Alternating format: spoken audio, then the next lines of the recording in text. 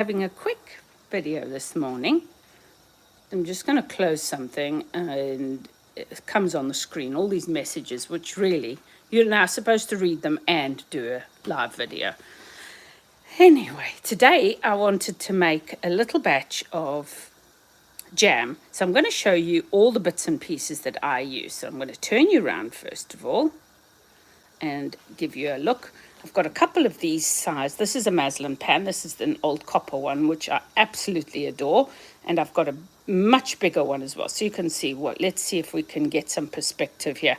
That's my hand on top of it. So it's a small pan, perfect for my red currants because I've only got one small newish red currant bush and it only produces a smallish amount at the moment. I've got it on low just while I'm chatting to you. And that's got my sugar, lemon, and black. No, not black. I've done the black currants already. The red currants in them at the moment. Obviously, I use a spatula or a nice wooden spoon. I've packed away my wooden spoon for jam making. I can't use that today. In addition, I have my funnel, which I use to scoop the jam into the bottles so that the edges of the bottles and the rim of the bottle doesn't get dirty. And I steam that. At the same time, I've got my lids. So that's a little copper pot with a tiny bit of water just to cover the number of lids I'm going to need. So today I don't think I'll get more than 4 bottles. So I always try and do a couple of extra bottles, but I'm going to try for 4 small 250 milliliter bottles today. So they're in there. They don't get boiled. They just get well heated and they are clean and new. They're fine. So that's the lids for them. Then going over to here first, I've got my jar lifter, which I would normally also pop anything that I'm going to be using that comes into contact with my jam. I'll put on the steam there as well. I've got this Kilner jam thermometer, and jam gets to 102 degrees Celsius, so that's on there.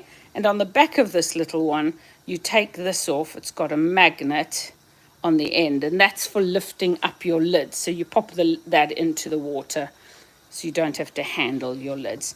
And that's obviously the pointy end, and that goes into the jam. And I'll put that in a bit. I've got a little cloth here, just so when the bottles come out from steaming, they can go onto here, and it's just a non-slip surface, really, and it also absorbs any water. Now, for my canning, I've got this. I actually need to close this vent up. So I'm going to just move this and close the vent up. This is a steaming pot. You can use it to extract fruit juice out of fruit as well. I use it, however, for when I'm doing my canning. It's got 3 layers. Your bottom layer is where your water goes. The middle layer has a funnel in, which funnels the boiling water up through the pot into this top 3rd layer. And the 3rd layer has got the glass lid on it, and I'll just take that off and let you see. I'm trying not to fog up my thing. And what you can see is happening is the steam is coming into this top part, and it's actually steaming my jars. You can do this very successfully. I have found no failures on any of my jams using this process. It vacuum seals them incredibly well.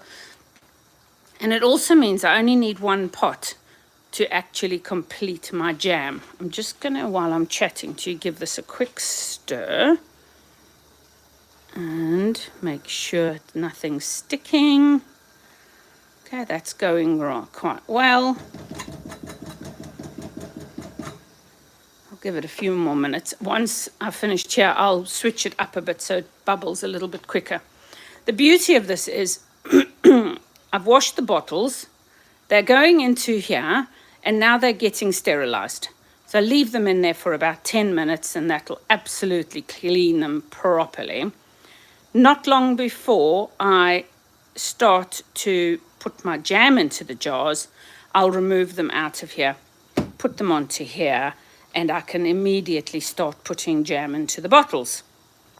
Then, once the jam is in the jars, I put the seals on and the rings. They then go back into the pot for another 15 minutes or so, and that will get rid of any of the air in the bottle, and it'll vacuum seal the bottles. I then take them out of there and I am done. So I've only used one pot without the need to have bottles sterilized either in the oven or in the microwave with a bit of boiling water in them, or in a deep bath of water. I prefer this method. I find it much quicker and easier, and that is how I do my jams. So I'll get a picture of the jam when it's finished later on, and I'll tag it onto the post.